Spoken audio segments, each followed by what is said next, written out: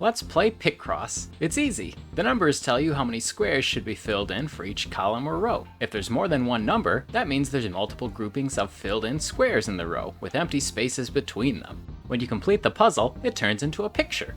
That's how you solve picross puzzles. For the next step, get divorced and grab your crime-solving robot buddy, because it's time to use your picross skills to solve a murder.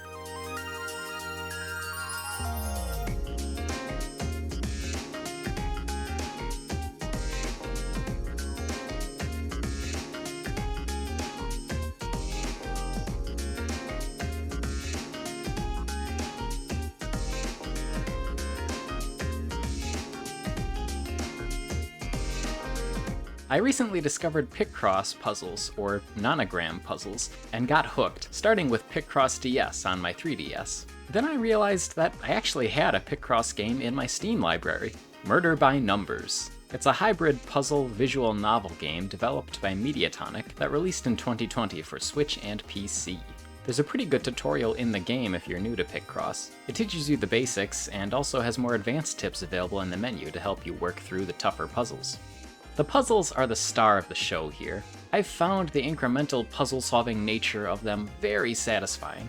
Using logic to determine which squares definitely need to be filled in gradually gives you more and more information for surrounding rows and columns. Crossing out squares and filling out the grid bit by bit is very relaxing, and I think the music of Murder by Numbers does a good job reinforcing that feeling most of the time.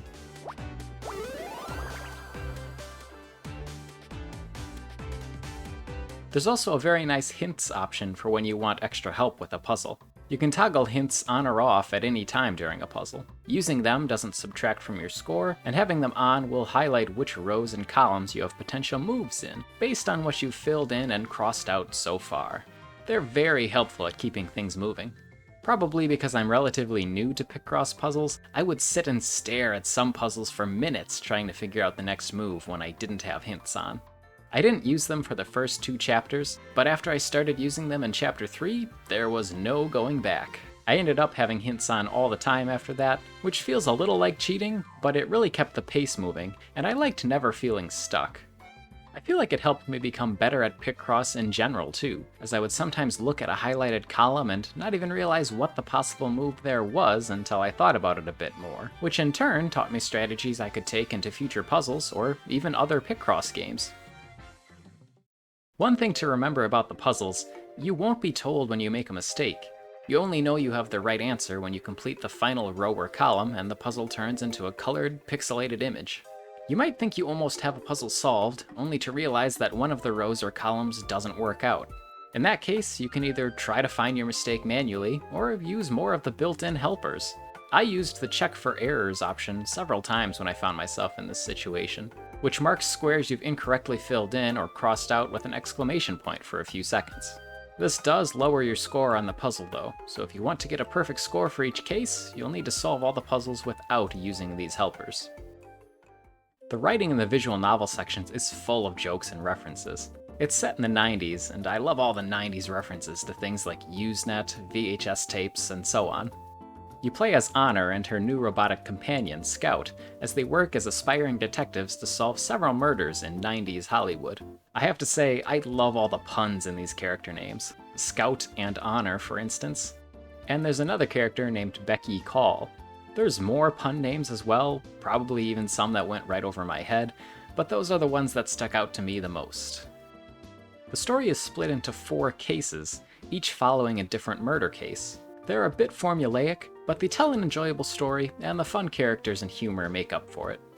The whole experience is quite lighthearted, but there are a few moments here and there that tug on your heartstrings. It's really not about solving murder mysteries, though. If you're looking for a deep mystery-solving fix, you'll have to find it elsewhere. The cast of characters in each case is small, so it's not surprising finding out who the killer is each time since the suspect list is tiny. But it's still fun.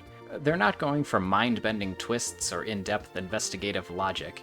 Instead, it's all about solving some nonogram puzzles and following along with Honor and Scout's lighthearted story.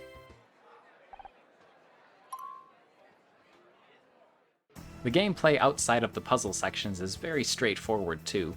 You'll question some characters and have a few dialogue options with them, and you're able to show them items from your inventory, but that's about the extent of player freedom. It's never too hard to figure out what you need to do to advance the story, but that's kind of nice for a relaxed puzzle game like this. The hardest part of the game for me was the hacking minigame, where you have to quickly solve several simple 5x5 puzzles within the time limit. One of these segments in one of the last two cases gave me so much trouble. If you make a mistake, you lose a big chunk of time, and you really don't have much time to spare on these. If you run out of time, you have to start over from the beginning, and the puzzles aren't the same every time. This part was fun when it was going well, but as soon as I made a mistake, I started to panic a bit, which meant I was inevitably going to fail and have to start over. This part feels a little at odds with the rest of the game's relaxing tone. The time limit forces you to hurry, but if you're like me, hurrying just makes you more prone to mistakes and failure. It is pretty thrilling when you finish the last puzzle with just a few seconds to spare, though.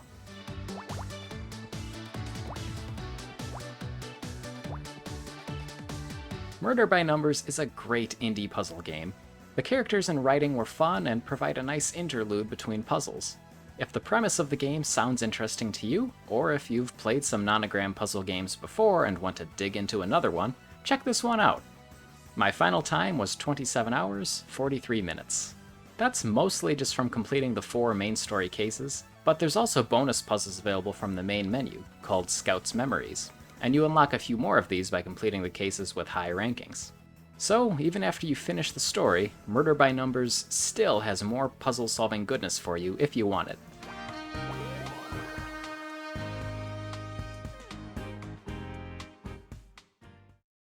Alright, thanks for watching. Let me know what you've been playing in the comments down below, and I'll see you in the next video.